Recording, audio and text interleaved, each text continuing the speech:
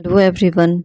तो हमने सीरीज शुरू कर रखी थी वन लाइनर या एक वाक्य वाले उत्तर या प्रश्न। ठीक है, तो आज का हमारा सबसे पहला प्रश्न रहेगा कि राजमहल की पहाड़ियों में कौन लोग रहते थे। तो पहाड़िया एवं संथाल जाति के लोग। औपनिवेशिक शासन की स्थापना सबसे पहले कहाँ पर हुई थी। तो वो बंगाल से शुरुआत हुई थी ना, प्लासी के युद्ध के बाद। बंगाल में स्थायी बंदोबस्त कब और किसने शुरू किया था। तो 1793 ईस्वी में लॉर्ड कॉर्नवालिस ने। इस्तमरारी या फिर स्थायी बंदोबस्त सबसे पहले कहाँ पर लागू किया गया था। तो बंगाल में। नेक्स्ट है कि वर्धमान की भू संपदा को कब नीलाम किया गया। तो 1797 ईस्वी में।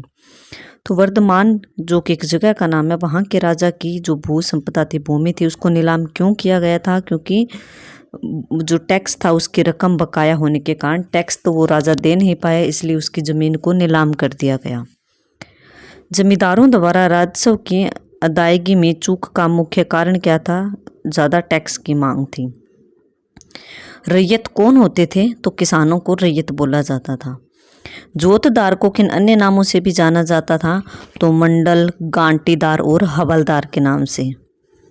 विश्व में आर्थिक महामंदी कब आई थी। तो 1929 में अमेरिका से इसकी शुरुआत हुई थी, जिसको कि मैंने आपको प्लेलिस्ट में जाकर चेक कर लेना। बहुत डिटेल से इस आर्थिक महामंदी के टॉपिक को पढ़ा रखा है कि इसके कारण क्या थे, कैसे इसकी घटनाएं हुई, कहाँ कहाँ पर ये आर्थिक महामंदी फैली और किसके क्या नतीजे या क्या परिणाम रहे थे। तो आप चैनल के ऊपर प्लेलिस्ट में देखिएगा कि किसानों के साथ किए जाने वाला बंदोबस्त क्या कहलाता था। किसानों को क्या बोला जाता था। हमने अभी ऊपर पढ़ा था ना, रैयत। तो जो किसानों के साथ जो बंदोबस्त या जो सिस्टम या लागू किया गया था उसको क्या बोला गया, रैयतवाड़ी बंदोबस्त। रैयतवाड़ी जो प्रणाली थी, बंदोबस्त था, यह किन प्रांतों या किन राज्यों में लागू किया गया। तो सबसे फेमस मद्रास और मुंबई। ठीक है, मैं से मद्रास और मैं से मुंबई। पहले उसको बम्बई बोला जाता था, लेकिन आज उसको मुंबई बोला जाता है। तो किसानों के साथ किए जाने वाले बंदोबस्त सिस्टम को क्या बोला गया, रैयतवाड़ी बंदोबस्त। किसानों को उस समय क्या बोला जाता था, रैयत। और यह रैयतवाड़ी व्यवस्था या प्रणाली किन क्षेत्रों में या किन राज्यों में लागू की गई थी। तो ये मद्रास और मुंबई में लागू की गई थी। 5वीं रिपोर्ट को ब्रिटिश संसद में कब प्रस्तुत किया गया था। तो 1813 में। पहाड़िया लोग कहाँ पर रहते थे। तो राजमहल की पहाड़ियों में। पहाड़िया लोगों की जीविका पर्जन मतलब अपनी जीविका चलाने के लिए, पेट भरने के लिए वो क्या करते थे। तो वो खेती करते थे और शिकार करते थे। पहाड़ के लोग किस प्रकार की खेती थे। वो झूम खेती करते थे, जगह बदल बदल कर खेती करते थे। एक बार यहाँ पर कर ली, फिर आगे चलकर दूसरी जगह पे कर ली।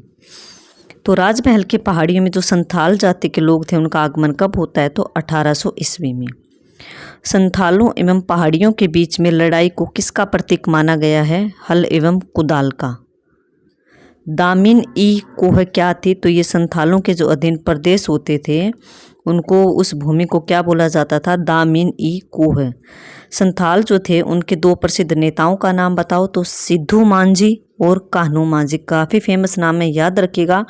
संथालों के दो प्रमुख नेता कौन थे। तो सिद्धू मांझी एवं कान्हू मांझी। औपनिवेशिक शासनकाल में मुंबई में किस बंदोबस्त को लागू किया गया था। हमने अभी भी पढ़ा ना कि मुंबई और मद्रास में रैयतवाड़ी व्यवस्था लागू की गई थी। ब्रिटेन में कपास आपूर्ति संघ की स्थापना कब की गई। तो 1857 में। परिसीमन कानून कब लागू किया गया। तो 1859 ईस्वी में। दक्कन में विद्रोह कब होता है। तो 1875 ईस्वी में। दक्कन दंगा आयोग की रिपोर्ट को ब्रिटिश संसद में कब प्रस्तुत किया गया था। तो 1878 ईस्वी में। ठीक है, तो ये आज के हमारे 25 क्वेश्चन थे, जो कि वन लाइनर क्वेश्चन थे।